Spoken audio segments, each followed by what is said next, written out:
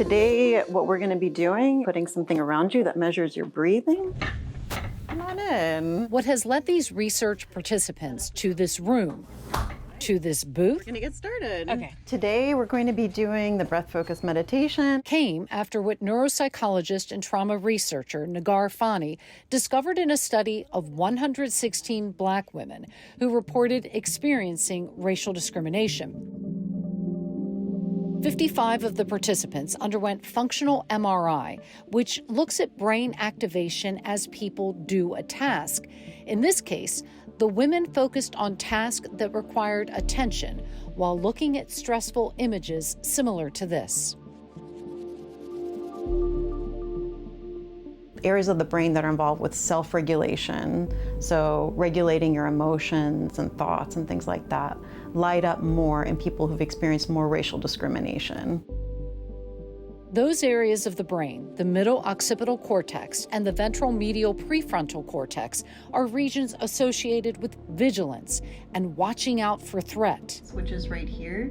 And what our data is showing is that experiences of racial discrimination might be showing an encumbrance on the brain functionally that's translating to structural vulnerability. So we see a structural degradation in the brain, white matter and gray matter. So these are two different types of brain matter that relate to connections between brain regions or the number of neurons that are in the brain. This is looking really interesting. And we can see that people who've experienced more racial discrimination have proportionally more kind of weathering of brain structure. The sensor that's picking up her breathing. This first of its kind study showed the burden that racism places on people's brains. Coping with racism requires a lot of energy, and it takes a toll on the brain and can put people at greater risk for a host of health issues, including neurodegenerative diseases. We know that problems like Alzheimer's disease are twice as likely in Black individuals versus white people, and we don't really know what are the pathways that are creating that vulnerability. Here you can see the vibration. Fani decided to do something about what her study showed. So if you hold out your hand, to attempt to ease the burden on the brains of people impacted by racism. Some of the highest rates of PTSD are in Black women. Now we wanted to bring you in. Partnering with psychologist and neuroscience researcher Dr. Greg Siegel at the University of Pittsburgh, they launched a pilot meditation study with 65 African American women, and it showed promising results. We also see other areas. What followed was $4 million in grants from the National Institutes of Health to fund a larger study of 200 people at the University of Pittsburgh and Emory University. For a very long time, we have known that if you want your kid to go to sleep, you can just pop them in the car and drive them around the block. What made their meditation study unique was that Siegel and Fani's team used the idea of that soothing vibration from a car ride to convert a mini speaker into a wearable device that vibrates and is synced with the breath. We noticed that people who were getting the vibration feedback were also showing improvements in heart rate variability, so their bodies were able to regulate more flexibly and smoothly to adapting circumstances. Come on in. Today we're going to be doing... This is important because the people in this study experience dissociation. All right, so you can have a seat. A natural response to trauma they cannot control, basically disconnecting from themselves. So when they're feeling stressed, especially, they tend to detach from their bodies, detach from their surroundings, so they feel a greater sense of disconnection. It's a kind of mental escape. So dissociation has a real adaptive value when you're experiencing extreme stress, and many times something that you can't escape, like a racial stressor. Even if you can't pay attention to what's going on in your body, if we synchronize vibration to your breathing, then you're paying attention to something that's soothing, that we know is not threatening for exactly this population. As you breathe, you're going to experience a vibration that's kind of proportionate to your breath. In the pilot study, brain imaging data showed increased connectivity in brain networks that involve awareness of the body and connecting with the body. I told them about some stories about growing up and how I just react to things now So I guess they deemed that those things could be connected.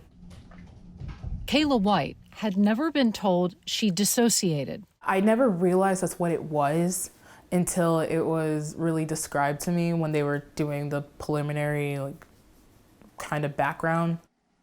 But Kayla recognized herself when she learned about it. There definitely are times when I feel like I'm just not here, and then it won't be until I come back that I realize some things happen. Obviously, bad things happen to a lot of groups, a lot of populations, including Black men, but I think it's that combination of sexism and racism, the misogynoir, that is just a awful combination that nobody else really experiences. You can stop at any time whenever you need to. Kaylin DeBose is a psychology major at Georgia State. We don't get the same perks as other people get.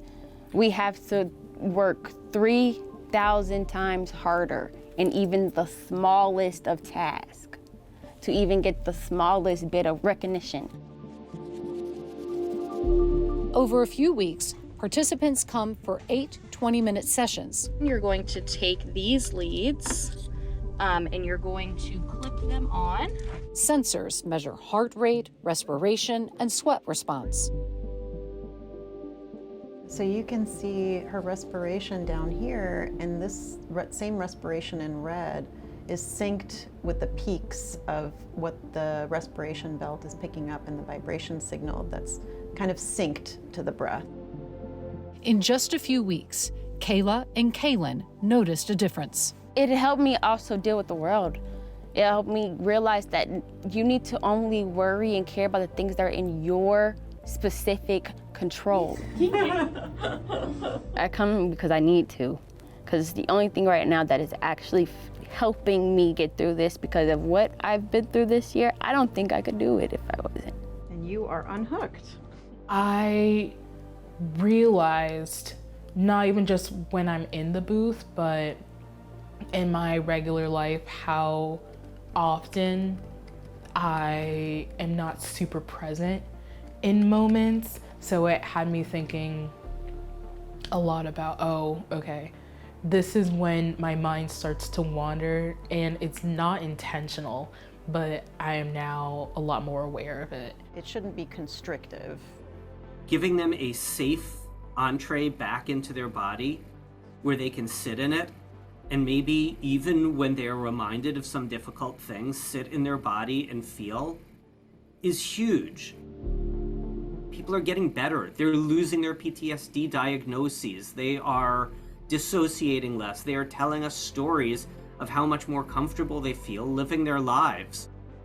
Plans are underway to create an inexpensive product that would be widely available. Who can't benefit from something that helps people focus their attention and feel more calm and relaxed? You know, this isn't just for people who've experienced trauma.